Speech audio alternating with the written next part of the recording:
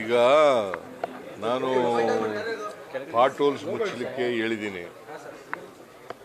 ಎಲ್ಲೆಲ್ಲಿ ಪಾಟ್ ಹೋಲ್ಸ್ನ ಮುಚ್ಚಲಿಕ್ಕೆ, ಬಟ್ಟೆ quality pot holes ಮುಚ್ಚಬೇಕು. ನಾನು ಅದಕ್ಕೆ ಈಗ ಒಬ್ಬ ಅಸಿಸ್ಟೆಂಟ್ ಎಕ್ಸಿಕ್ಯೂಟಿವ್ ಸಸ್ಪೆಂಡ್ ಮಾಡಿದೆ. ಅವನು ಏನು ಮಾಡಿದ್ದಾನೆ, ಜಲ್ಲಿ ಎಲ್ಲ ಬಿಟ್ಬಿಟ್ಟಿದ್ದಾನೆ. ಸಿಮೆಂಟ್ ಇದಾಕಿಲ್ಲ, ಟಾರ್ ಹಾಕಿಲ್ಲ, ವೆಟ್ ಮಿಕ್ಸ್ ಮಾಡಿಲ್ಲ. ಅದರಿಂದ ಅವನು ಸಸ್ಪೆಂಡ್ ಮಾಡಿದ್ದೀನಿ. ಇಲ್ಲಿ ಈ ರೋಡ್ ಹೆಣ್ಣೂರು ರಸ್ತೆ ಇದೆಯಲ್ಲ, ಅದು ವೈಟ್ ಟ್ಯಾಪಿಂಗ್ ಆಗಿದೆ. ಆ ವೈಟ್ ಟ್ಯಾಪಿಂಗು ಒಬ್ಬ ಕಾಂಟ್ರಾಕ್ಟರ್ ಕೊಟ್ಟಿದ್ದಾರೆ. ಯಾರು ಕಾಂಟ್ರಾಕ್ಟರ್? ಇನಾಯತ್.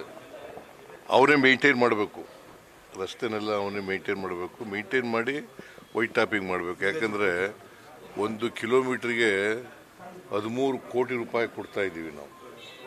2 ಸೈಡ್ನಲ್ಲಿ 7.5 ಮೀಟ್ರ್ 5 ಕಿಲೋಮೀಟರ್ ರಸ್ತೆನ ಮಾಡ್ತಾ ಇದ್ದೀವಿ. ಸೊ ಅದರಿಂದ ಇನ್ನೊಂದು 30 ದಿನ ಟೈಮ್ ಕೊಟ್ಟಿದ್ದೀನಿ ಅವರಿಗೆ. 30 ದಿನದಲ್ಲಿ ಎಲ್ಲ ಮೋಟಾರಬಲ್ ರೋಡ್ ಆಗಬೇಕು, ಮತ್ತು ಎಲ್ಲ ಗುಂಡಿನೂ ಕೂಡ ಮುಚ್ಚಿರಬೇಕು. ಸರ್, ಗುಂಡಿಗಳು ನೀವು ಬರ್ತೀರಾ ಅಂತ ಮುಚ್ಚಿದ್ದಾರೆ. ನಿನ್ನೆ ಬೆಳಗ್ಗೆವರೆಗೂ ಕೂಡ ಗುಂಡಿಗಳಿತ್ತು. ಮೊನ್ನೆ ಒಂದು ಕಸದ ಲಾರಿ ಹತ್ತಿ ಒಬ್ಬ ಹುಡುಗ ಕೂಡ ಡೆತ್ ಆಗಿದ್ದಾನೆ ಸರ್, ಇದೇ ರಸ್ತೆಯಲ್ಲಿ. ಈಗ ನಾನು ಇಲ್ಲ ಅಂತ ಹೇಳಕ್ಕೆ ಹೋಗಲ್ಲ, ಗುಂಡಿಗಳಿಲ್ಲ ಅಂತ ಹೇಳಕ್ಕೆ ಹೋಗಲ್ಲ. ನಾನು ಈಗ BJPಯವ್ರ ಮೇಲೆ ಆರೋಪನೂ ಮಾಡೋಕ್ಕೆ ಹೋಗಲ್ಲ.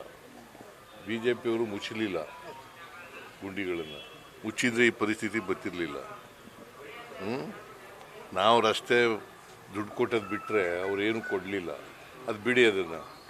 ಈಗ ನಾವು ಅಧಿಕಾರದಲ್ಲಿದ್ದೀವಿ. ನಾವು ಗುಂಡಿ ಮುಚ್ಚಿ ಮಳೆಗಾಲದೊಳಗಡೆ, ಮಳೆ ಮುಗಿಯೋದ್ರೊಳಗಡೆ ಗುಂಡಿ ಮುಚ್ಚತಕ್ಕಂಥ ಕೆಲಸ ತೇಜಸ್ವಿ ಸೂರ್ಯ ಯಾರು ಸಮೀಕ್ಷೆಯಲ್ಲಿ ಭಾಗವಹಿಸಬಾರ್ದು ಅಂತ ಕರೆ ಕೊಟ್ಟಿದ್ದಾರೆ ಸರ್ ಸಂಸದ. ಯಾವ ಸಮೀಕ್ಷೆ?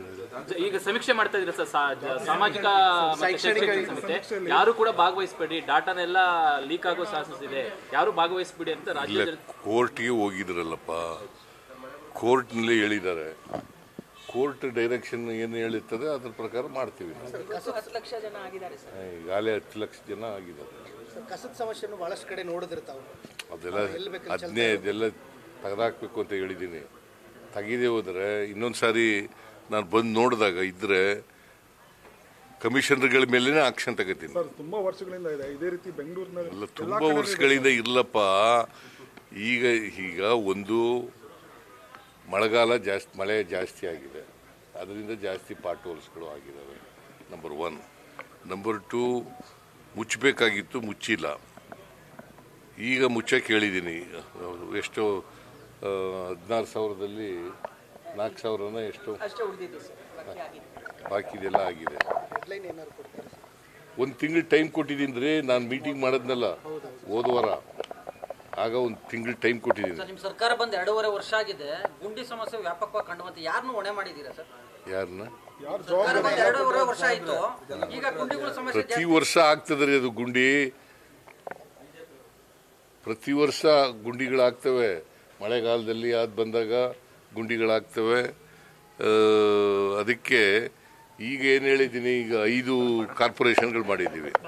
ಕಮಿಷನರ್ಗಳು, ಚೀಫ್ ಇಂಜಿನಿಯರ್ಗಳು, they will be held responsible. News first, ನಿರ್ಭೀತಿಯಿಂದ ನಿಮ್ಮ ಪರವಾಗಿ.